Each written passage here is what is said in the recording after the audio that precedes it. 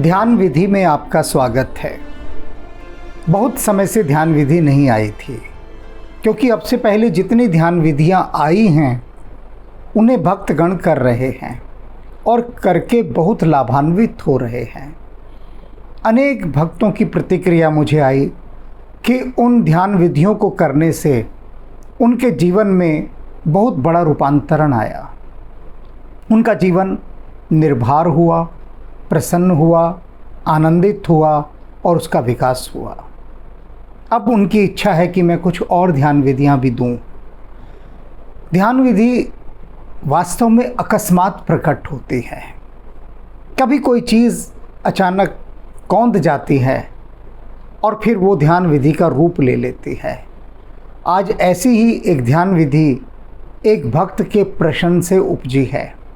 उनका जो प्रश्न है उसे आप सुनेंगे तो लगेगा कि हमने तो कभी इस पर विचार ही नहीं किया, लेकिन कहाँ किस कोने से मन के वह प्रश्न उठा। ये बहुत गहरी बात है, बहुत गहरी बात। और इस ध्यान विधि के माध्यम से जो यात्रा होगी ना, वो अभूतपूर्व यात्रा होगी।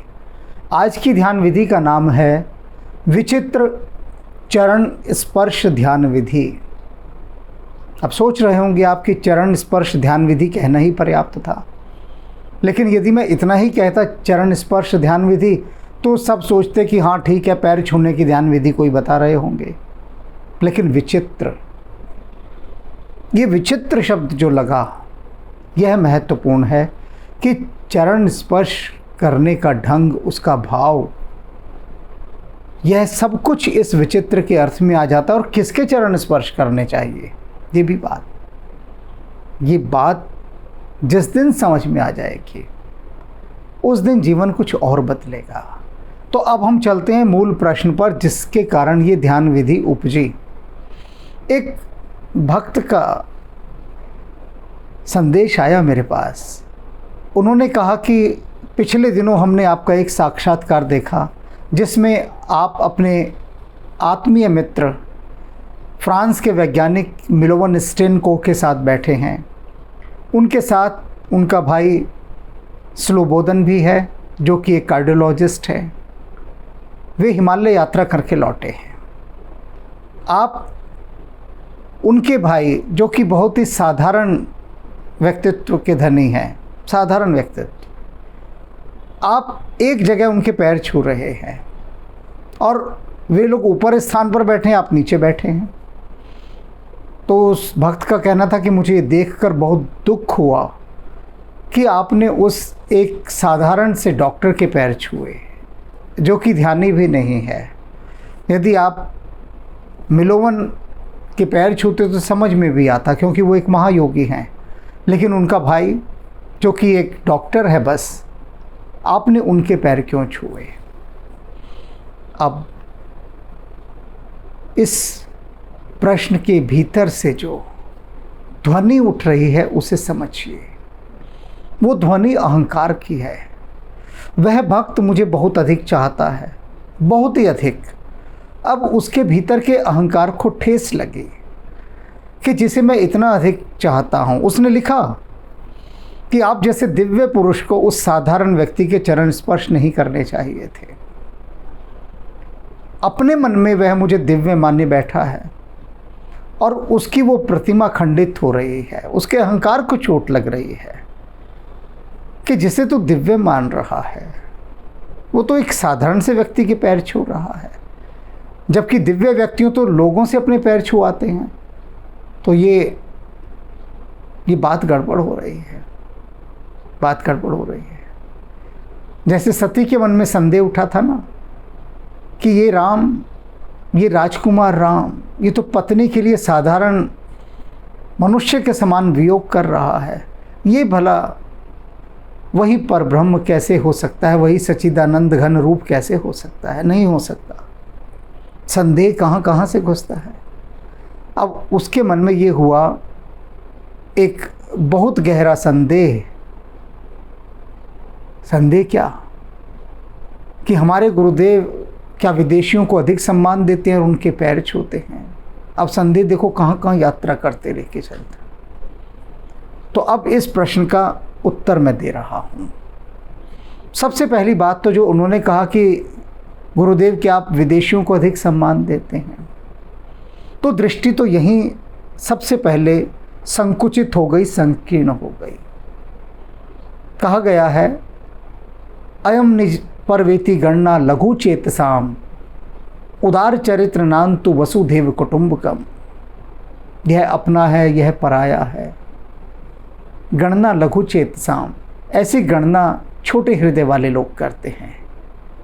उदार चरित्र नान्तु वसुधैव कुटुंबकम, जिनका हृदय उदार है उनके लिए तो ये पूरी धरती हमारा घर है। वसुधैव कुटुंबकम, तो ये कौन देसी आदमी है, कौन परदेसी आदमी है, कौन स्वदेशी है, कौन विदेशी है, इस दृष्टि से तो मैंने कभी किसी को देखा नहीं।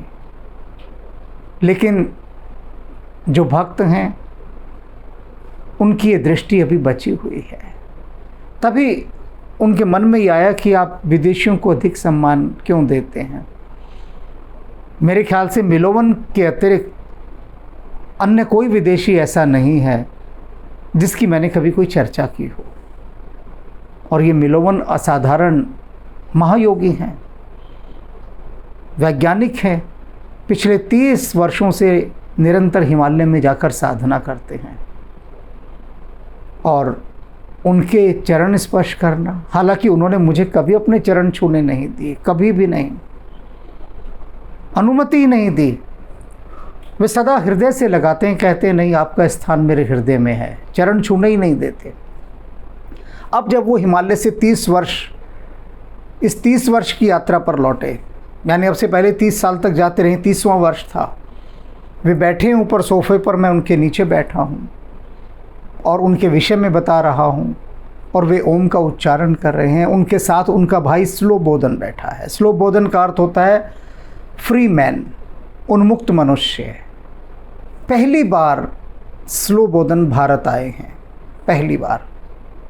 न भारत की भाषा आती, न भारत के विषय में कुछ जानते, कुछ भी नहीं जानते। कार्डियोलॉजिस्ट हैं, अपने काम में इतने व्यस्त रहते हैं। मिलोवन का संकल्प था कि अपने परिवार के प्रत्येक सदस्य को वे एक बार हिमालय के उतंग शिखरों पर, हिमालय की चोटियों पर लेकर अवश्य जाएंगे। इतना बड़ा संकल्प था और उन्होंने पूरा किया।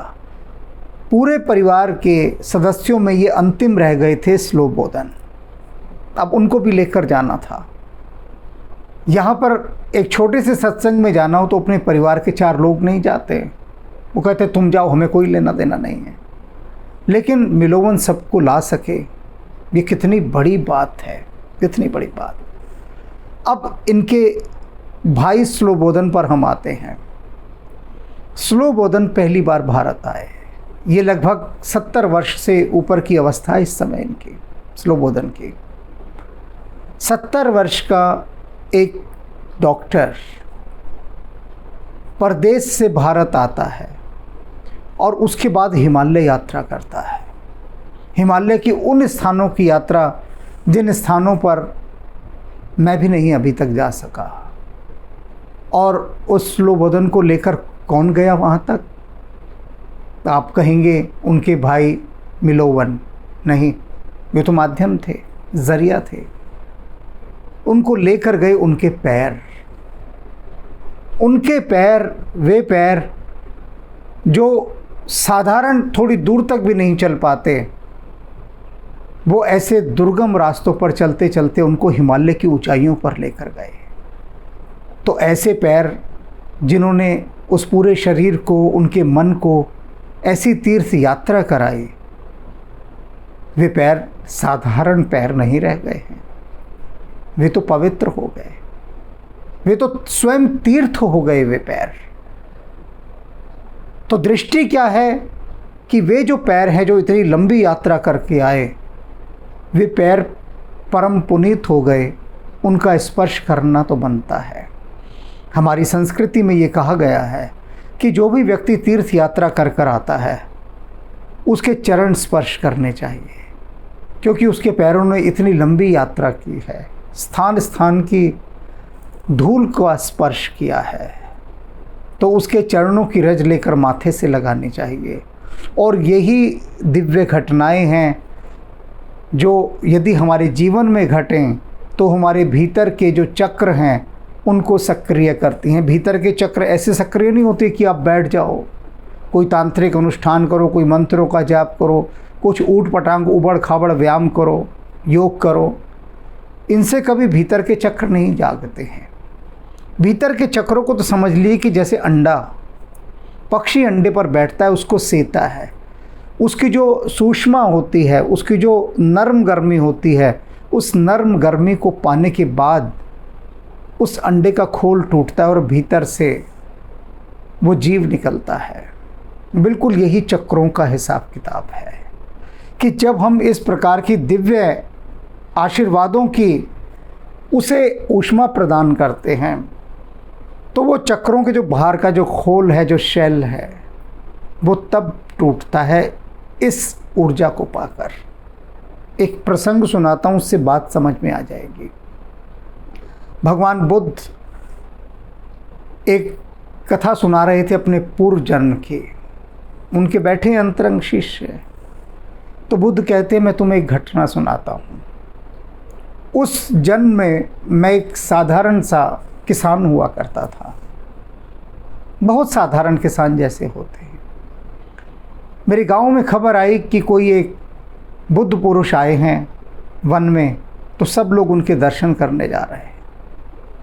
बुद्ध कहते हैं कि मुझे लगा कि जब सब जा रहे हैं तो मुझे भी जाना चाहिए।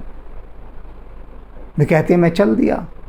देखा वहाँ बहुत सारे गांव के लोग बैठे थे और वे बुद्ध पुरुष एक वृक्ष के नीचे एक चबूतरे पर बैठे हैं। तो मैं दूर खड़ा होकर उनको देखने लगा। तो वे बुद्ध पुरुष अपने स्थान से उठकर आए और आकर उन्होंने मेरे चरणों में अपना सिर टिका दिया, मुझे प्रणाम किया। तो भगवान बुद्ध कहते हैं कि मैं तो बहुत डर गया, घबराने लगा, कांपने लगा और बोला कि ये आप क्या कर रहे हैं, आप मुझ पर क्यों पाप चढ़ा रहे हैं। और आसपास जितने लोग थे वो सब देखकर हैरान थे कि ये हो क्या रहा है। ये इतना दिव्य पुरुष और उस साधारण से किसान के जाके चरणों में अपना सिर रख रहा है, उसके पैरों में। तो बुद्ध बहुत लज्जित हुए। उन्होंने कहा आपने ये ठीक नहीं किया, मुझ पर पाप चढ़ा दिया। तो वह दिव्य पुरुष क्या कहते हैं कि सुनो, तुम्हें नहीं पता, कुछ समय बाद तुम बुद्ध होने वाले हो। कि मैं देख पा रहा हूं तो ये तुम नहीं देख पा रहे, और उस समय मैं रहूंगा नहीं, लेकिन अभी मैं देख पा रहा हूं और अभी मुझे ये अवसर मिला है कि मैं तुम्हारे उन चरण कमलों में अपना शीश नवा सकूं। तो जब वो घटना घटेगी तुम्हारे साथ तब घटेगी, लेकिन मैं उस सौभाग्य से वंचित नहीं होना चाहता। अब इसे देखिए आप कि अभी तो बुद्ध को कई जन्मों बाद बुद्धत्व को उपलब्ध होना है, लेकिन उससे पहले भी ये दिव्य पुरुष कोई अहंकार नहीं, कुछ नहीं। अहंकार का क्या करना, अपने भीतर के चैतन्य का विकास करना है या अहंकार को देखना है। उन्होंने सब कुछ आउट ऑफ फोकस हो गई सारी भीड़ और जाकर उस साधारण से किसान के चरणों में सिर झुका दिया। तो जो झुकने की कला है ना, जो सीख गया वो पा गया, बहुत कुछ पा गया। और वो जो पाता है ना उसे कहते हैं दिव्य तत्व, डिविनिटी। और इसी से संसार वंचित रहता है, क्योंकि अहंकार बारंबार आड़े आता है, बारंबार। हम जो दिन भर में 50 लोग पैर छूते हैं किसी किसी के, पैरी पहनना जी, पैर थोड़ी ना छूटते हैं, घुटनों तक हाथ करके रह जाते हैं। और कई बार तो वो भी नहीं, बस हवाई फायर की तरह बोल देंगे पैरी पहनना जी, पैरी हथलाना जी, चरण स्पर्श करते थोड़ी ना है। और अगर किसी के करते भी हैं तो बहुत सारे स्वार्थों को लेकर, बहुत सारी कामनाओं को लेकर, बहुत सारी इच्छाओं और वासनाओं को लेकर, और बहुत सारी फॉर्मेलिटी के साथ, दिखावे के साथ। तो वह चरण स्पर्श करना कोई शुभ परिणाम नहीं लेकर आता, क्योंकि आप भी जानते हैं कि वह चरण स्पर्श एक नौटंकी है। जिसके किए जा रहे हैं वह भी जानता है। देखा होगा ना फिल्मों में, नेताजी खड़े और बहुत सारे लोग कहते हैं प्रणाम भैया जी, प्रणाम नेताजी, प्रणाम मंत्री जी, क्या क्या बोलते हैं। तो नेताओं के चारों तरफ जो इतने लोग घिरे होते हैं, जिसे देखो वो हर एक कोई नेता के पैर छू रहा है जाकर, हर एक कोई छू रहा है। एमएलए साहब बैठे हैं कि विधायक जी हैं, फिल्मों में दिखाते हैं ना कि जो आ रहा है सब पैर छू रहे हैं। तो ये पैर छूना क्या है? ये पैर छूना लोभ और भय से ग्रस्त होकर छूना है। लेकिन वास्तविक चरण स्पर्श श्रद्धापूर्वक होकर छूना है। भीतर इतनी श्रद्धा उमड़े घुमड़े, इतना भाव उमड़े, भाव की इतनी ओवरफ्लोइंग हो जाए कि मन कहे कि नहीं, अब तो सिर उन चरण कमलों में रखना ही रखना है। जब ये स्थिति हो जाए कि अब रुका न जाए, वो श्रद्धावनत होकर जब आप चरण स्पर्श करते हैं, तब क्या होता है? तब वो जो विद्युत है, वो जो करंट है, वो तब ऑन होता है करंट, वरना करंट नहीं दौड़ेगा। वो विद्युत का जो प्रवाह है, शुभाशीषों का, आशीर्वादों का, दुआओं का, वो सक्रिय नहीं होता, एक्टिवेट नहीं होगा वो। क्योंकि पता है कि नौटंकी वाला चरण स्पर्श है। अब यहाँ पर जो स्लोबोधन के चरणों का स्पर्श मुझसे हुआ, उसे मैं ही जानता हूँ कि मैंने क्या पाया। बाहर से तो दुनिया को यही लगता है कि विदेशी का मैं अधिक सम्मान करता हूँ, और ये जो सरलता है उस व्यक्ति की, उस सरलता को मैंने अनुभव किया। एक शिशु के समान सरलता। जहाँ सरलता है, निश्चलता है, सहजता है, वहीं पर परमात्मा प्रकट होता है। तभी कहा गया है ना, सत्यम शिवम सुंदरम। तो यदि हम भीतर के सारे बैरियर तोड़ डालें कि कौन छोटा है, कौन विदेशी है, कौन देसी है, कौन हमारी जाति का है, कौन दूसरी जाति का है, इनको तोड़ने के बाद यदि हम सामने वाले के दिव्य गुणों से अभिभूत होकर चरण स्पर्श कर सकें, तो ये वास्तव में विचित्र चरण स्पर्श ध्यान विधि होगी, क्योंकि उसके अंदर विद्युत धारा होगी। चरण स्पर्श तभी सक्रिय होता है कि जब छूने वाला और जिसके छुए जा रहे हैं दोनों के बीच एक तालमेल हो, छूने वाला रिसेप्टिव हो बहुत ज़्यादा, और जिसके छुए जा रहे हैं वो गिवर हो। ये दोनों चीज़ें, एक में गुण ग्राहकता हो और एक दाता के रूप में बैठा हो, देने वाले के रूप में। तब जब ये पूरा कॉम्बिनेशन फिट बैठ जाता है, तब होता है भीतर ऊर्जा का संचरण। तो आप जब भी अपने आसपास देखें किसी ने कोई बहुत दिव्य और पवित्र कार्य किया है, तो उस समय चूकिए मत, क्योंकि उस समय उस दिव्यता की, उस पवित्रता की जो तरंगे हैं, जो आभा मंडल है, वो उसके चारों तरफ सक्रिय रहता है। और उसकी सक्रियता के समय में यदि आप जितना भर सकें, अपने भीतर भर सकते हैं, तो अपने भीतर के ये छोटे छोटे संकीर्ण भाव सदा के लिए निकाल दें। प्रयास करें निकालने का।